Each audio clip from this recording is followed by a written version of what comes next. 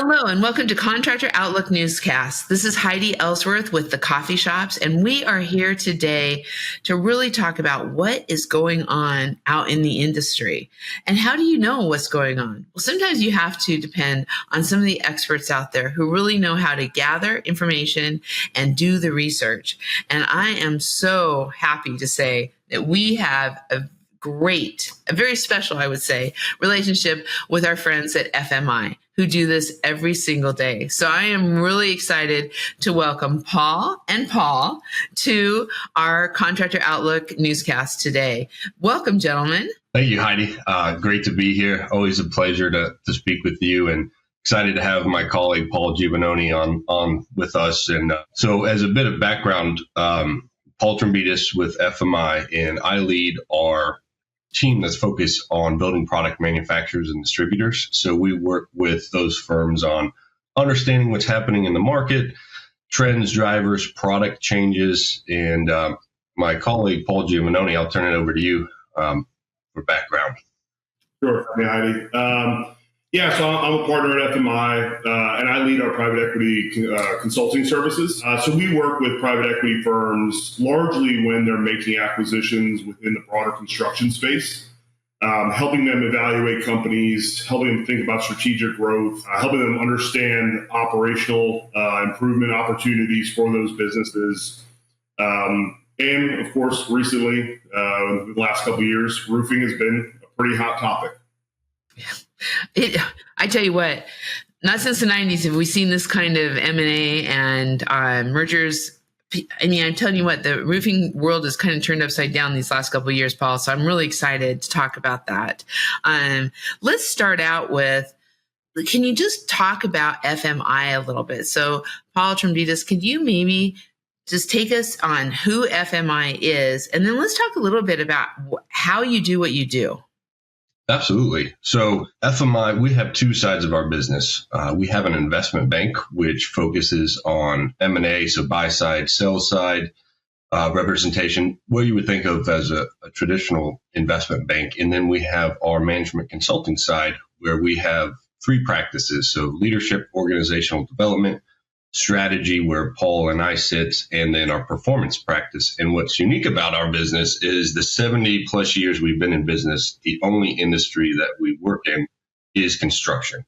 So our clients are general contractors, trade contractors, architects, engineers, building product manufacturers, and any of the associations that touch the industry, and then investors that are looking at the industry. And so when we think about the type of work that Paul and I do, it's really about getting insights from folks that are in the business and understanding the nuance in the marketplace. So we have the benefit of the 70 years of clients working in the space, so we're able to leverage that to a great extent. And then understanding who the right folks are to speak with. So if you're looking at food and bev, the plant manager, the facility managers, and if you're looking at healthcare or education, it's the capital planning managers. And so understanding those nuances. And then we also have our team that's in-house that does our economic models. So that's how we get all of our market forecasts. And of course, we use, there's traditional secondary sources. Dodge is one that we look at, Construct Connect. So we pull from a wide range of sources to really gather the right information needed to share the right insights with our clients. Paul, anything to add on that? Yeah, I think when it comes to data, right, the data is always helpful, but what's really valuable to our clients is the context and the why behind it. And I think going back to what Paul mentioned, that 70 years of experience, and when I think about our backgrounds, working within most of these firms, helping them with strategy, we understand the why behind the data, the requests, the needs. To a deeper level. And I think that's really where our advantage is, and how we help clients is having that deep understanding of their challenges and having seen it multiple times in the past. I think that's so true, because people can have data, they can put, results out there from surveys, different things, but to really understand the data and understand the market, I think that's one of the things that I've just really been impressed with all of you is your understanding of the markets that you're working in. And a lot of times you don't have that, right? And you can't bring it down to why should I care about this data? Well, this is why. And this is really what's happening. So I love that. Let's talk about one of the biggest acquisitions that's happened this year that we have been all kind of wow. And that is the Beacon QXO acquisition. Can you kind of give us some insights on, what's going on there, what you all saw in some of your research as that came about? It's a very interesting change in the industry. I'd say when you look at Beacon in last year, Beacon alone made 6 acquisitions that were only in the metal space, and they weren't distributors. So there was a mix of firm types that they had acquired.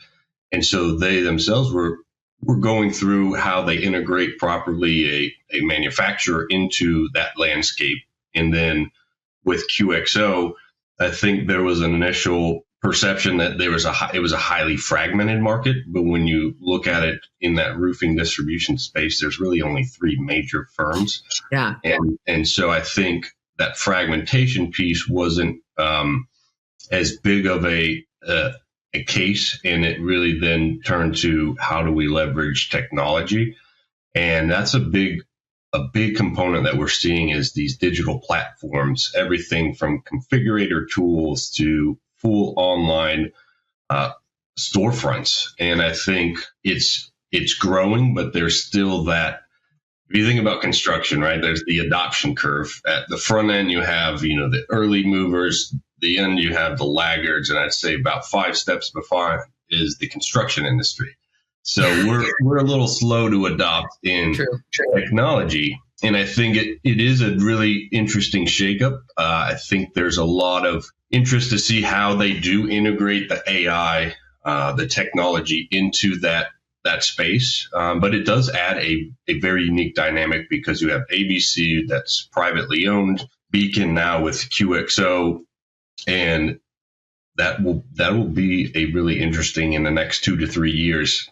It's yet to be seen, but I would add in the new layer that QXO made the request, if you will, to acquire GMS. And that would add a whole nother layer of a consolidated industry within, from GMS. So talking with folks in industry, it certainly could be the buyer of the future, these massive consolidated firms, and what implications that has. That'll be a hard one to pinpoint, but it certainly throws a very unique, similar to a Katera, right? In the past, where that was going to change the world.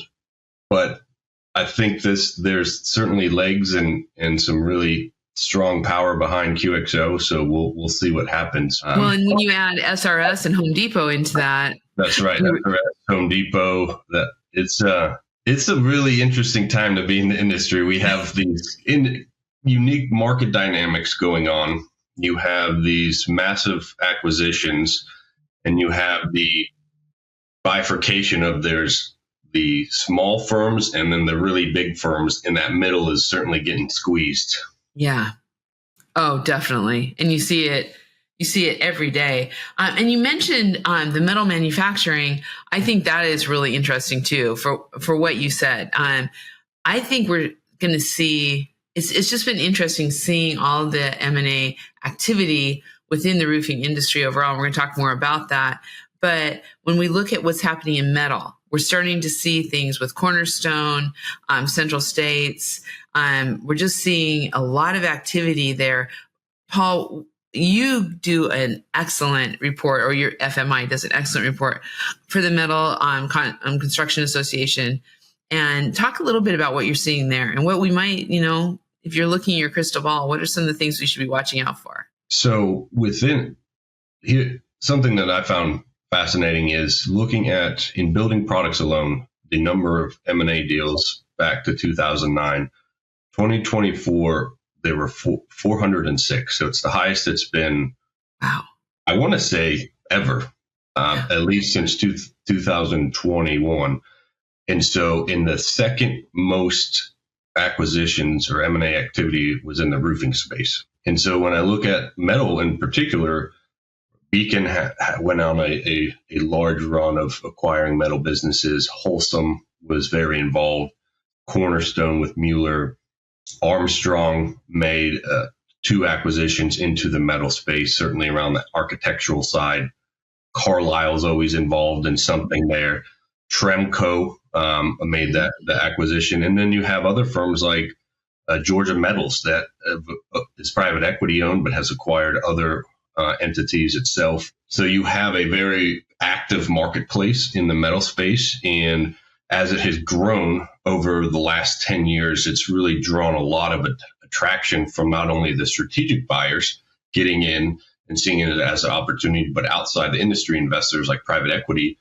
But then also you have outside of the U.S., a lot of interest from the Asian corporations to the European corporations to South American corporations. And we have just seen a flood of interest in the market and wanting to get in to the metal space, particularly metal roofing wall. And I think we're going to see continued emphasis and investment in the space. And I can't see where it's going to slow down just as a result of the number of inquiries we had and just the activity we've seen this year as well as last year and the momentum it's gained. That's interesting.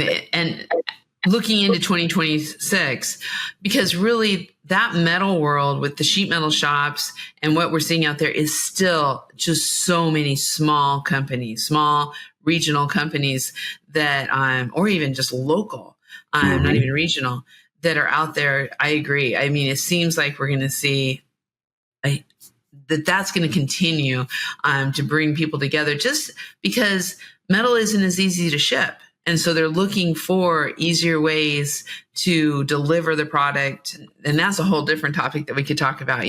How is metal roofing and metal siding being delivered? How's that going to change in the future? I think is really something that we're going to see a lot of changes in too.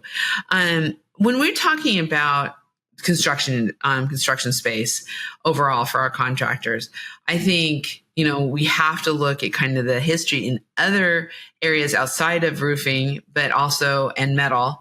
But now what's happened this year with that focus. So Paul, when you are talking about private equity in the construction space, what are you seeing?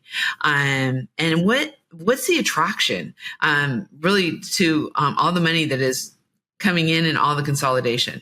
Yeah. Well, it's interesting because like Paul mentioned, there's been, when we look at the acquisition activity over the last 5 to 10 years, you've seen it really ramp up in the broader construction market. It's always been present, and there's always been certain funds, investors who had interest in the space. But it seems like it's steamrolling and gaining momentum. And as funds see other funds become successful with exits in the space, they're becoming more comfortable. Historically, there was a perception that the construction industry was all cyclical and highly volatile. And I think some of that is based off of what we saw with the Great Recession and just how severe that was. But that was really an anomaly. But what we're seeing is private equity funds becoming more comfortable in the space because they realize that it's not all cyclical. And it's not all. The greatest example of that is when you look at roofing and you look at the service and maintenance side and re-roof side of the market, which is really the biggest part of the market. And, about call it 70% of the market opportunity is in those two areas. They're not cyclical. They performed well during the Great Recession. They performed well during COVID. And so they've realized that there's spaces in the industry where there isn't cyclicality. And so they're focusing on those areas. And at the same time, as they've realized that, they've realized it's highly fragmented with a lot of family-owned businesses, which is really attractive. They've realized that with those family-owned businesses, there's a lot of opportunity for improvement, both operationally through technology, and through just growth through acquisition and add-ons. And so through all of that, they become more and more comfortable in our space. And it's just, again, as people have success, others are going to join in, right? Just like with anything. And we're even seeing them start to get interested in union firms, which, I mean, you go back, 5 years and that was taboo. Right. With bonding requirements. And so it's a highly active space, and I don't see an end in sight broadly. And then in roofing, it's the hot area right now. It's high. A lot of when I'm talking to some of the private equity groups, a number of them reference HVAC as having been kind of the place that a lot of this started, where they were able to kind of see how the roll-ups work. I love it as they talk about innings, right? They kind of use that as an example. They're kind of in the 7th inning in HVAC when they're in the 2nd or 3rd inning when it comes to roofing, just starting. How do you see, to your point, Paul, when you were saying, they're getting comfortable, they're even, looking at unions and different things. Do you see some correlation between the HVAC industry and then them looking at roofing and kind of moving this direction? Do you see any correlation there? Yeah, and the innings metaphor is always the one that's used. And, being the dad of a 12-year-old who loves baseball, like it makes sense and resonates with me. But if you think about HVAC, that's 6th, 7th inning. We're starting to see a lot of retrades for the 2nd and 3rd time. And, if I were related to roofing, I think in the residential space, we're probably in the 4th or 5th inning. Oh, okay. In the commercial space, we're probably more in the 3rd, right? So it hasn't got accepted as much. And then if we're even thinking about the storm side versus kind of more the retail consumer side of roofing, that's probably even a little earlier in the broader roofing space. But to my earlier point about seeing the recurring and reoccurring nature of opportunity, that's where they've really drawn the relationship to HVAC, is because on the HVAC side, the service and maintenance portions of those businesses are what's really attractive. Yeah. And they see the same similarities with roofing as being non-deferrable. Once it breaks and it's 102 degrees in Raleigh, North Carolina, you're going to get your HVAC fixed, right?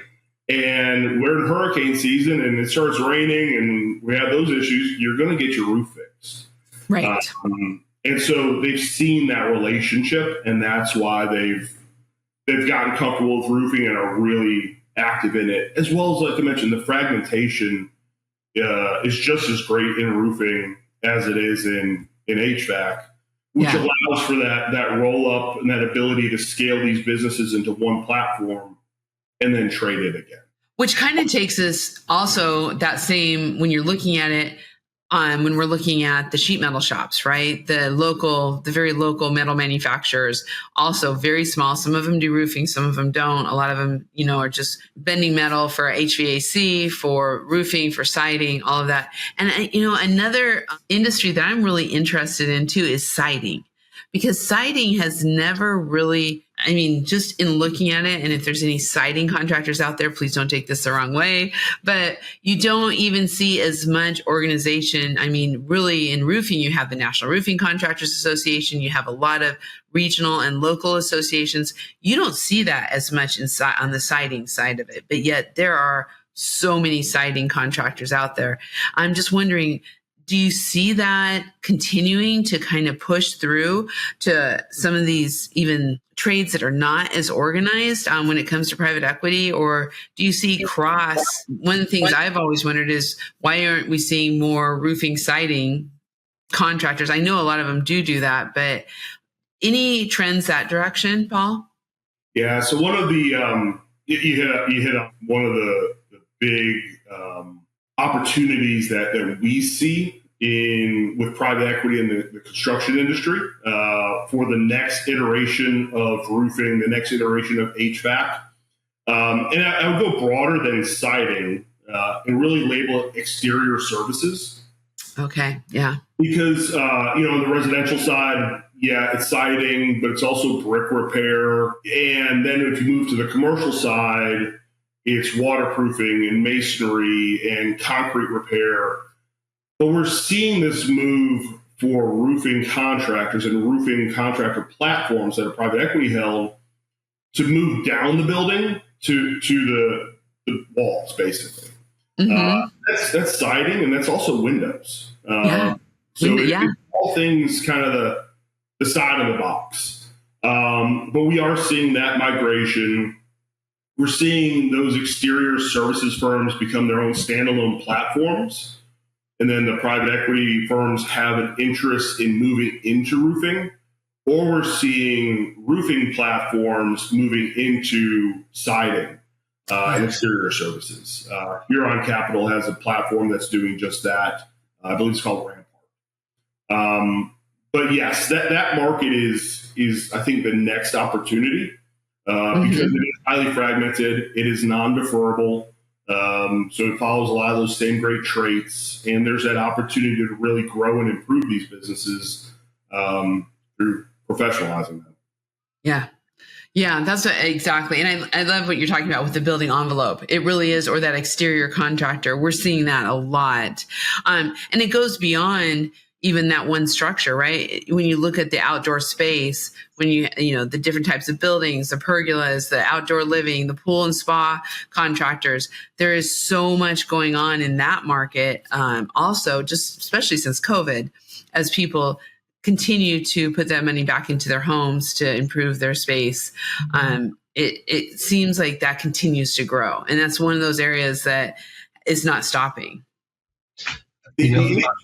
I'd say also Heidi actually just released a really great white paper on exterior services for private equity. So I love it. It was like he read his mind. Okay, we're going to need to get that because I want to see it. I think the one thing that is just a mindset shift that I've seen is historically it's been called business services. This broader contractor space by private equities, business services or industrials. But the pivot has been made to where they're now called essential services. And I think that really resonates to thinking about how non-deferrable they are, how non-volatile they are. They're not cyclical. Right. All of these different services in our industry are considered essential, and that's what's driving the demand for them, the investment demand from private equity. Yeah, I really am intrigued as I look at that whole home improvement space, the different directions that, as roofing moves in to more that home improvement space of windows. And you brought that up because the window space has been a little bit consolidated, a lot more dealer models in a lot different way, but now it's all kind of merging together.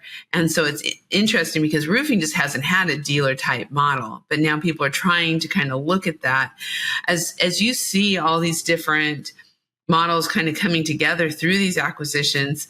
How is that working? Or do you have any insights around that? Yeah, I think if we're talking about kind of a multi-trade model or roofers doing windows and roofers doing siding, I think they're seeing the opportunity for cross-sale. And cross-sale, the ability for greater supply chain efficiency and leveraging relationships. And so I think they're gaining a lot of traction with that. Personal experience, we just had all new windows put in our house, and we actually went with a roofing contractor to do it.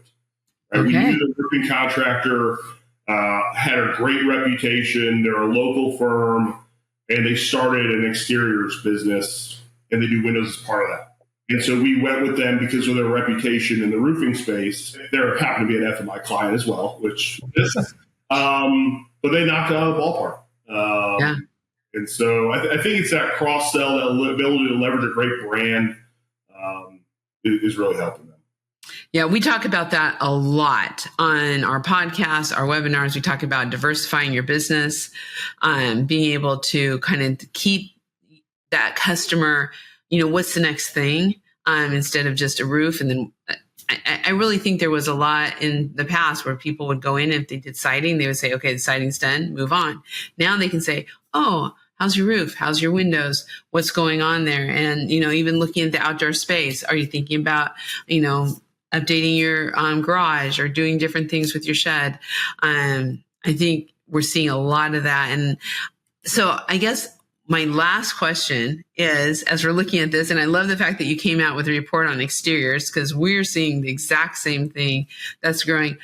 Where are you hearing with all the research and the rumblings? What's kind of the next trade? What's the next big thing that you are really seeing a lot of research being done on, and that the investors M&A may be looking at, whether that's distribution? Obviously, contractors, we're seeing that, but then also in different trades out there. Yeah. So there's obviously, I think the biggest one and the nearest term opportunity is exterior services. And that's residential, non-residential, even parking garages. Seeing as that's the next kind of opportunity.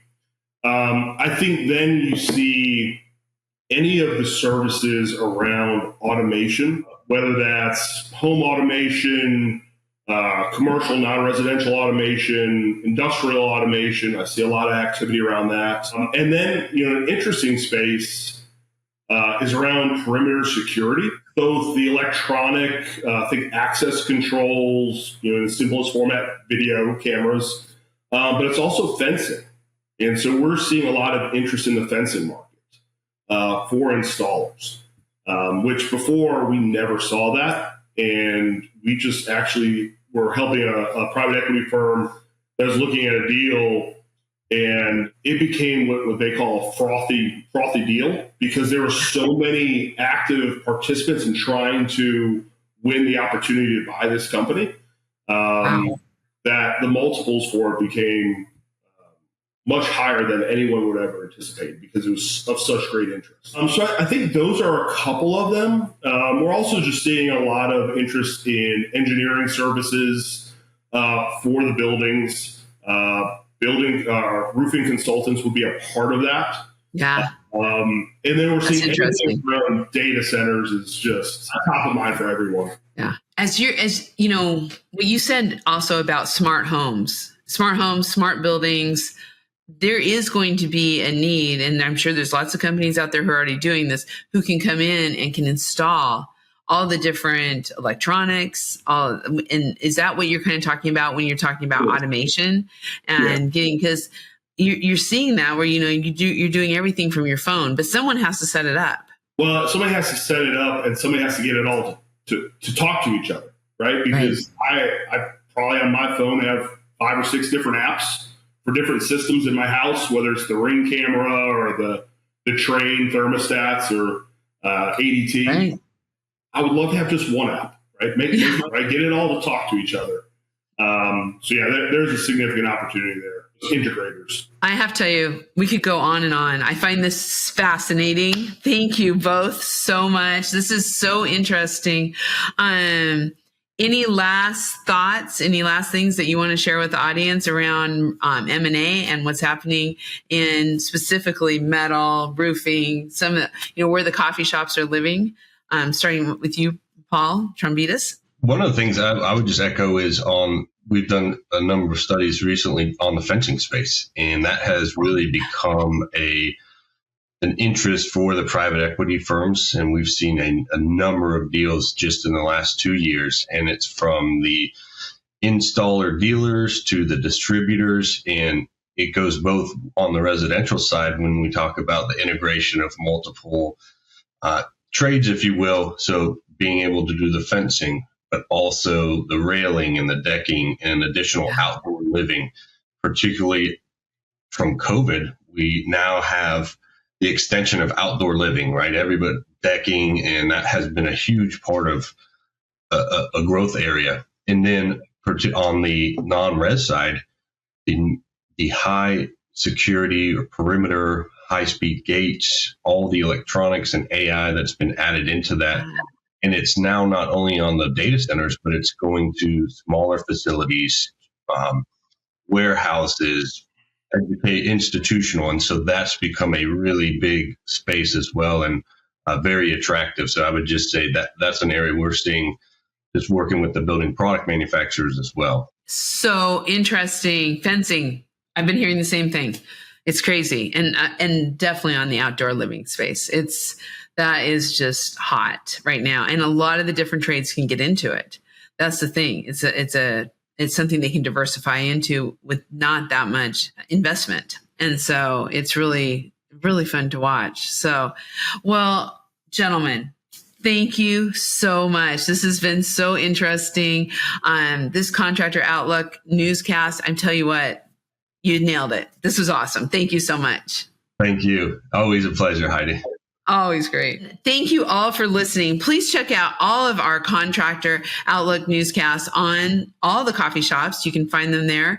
This is the kind of information that goes across the trades that is for everyone to kind of really see what's happening out there, whether it's in mergers and acquisitions or weather or politics or advocacy, you name it, we talk about it. So also be sure to check out the FMI directory on Roofers Coffee Shop and Metal Coffee Shop and see what they're doing, because their research, and you'll hear, because we have more research coming out, we try to get that out all the time. It's so interesting and so great for your business.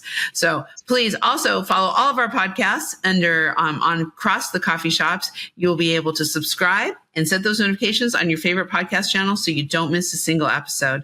We'll be seeing you next time on Contractor Outlook Newscast.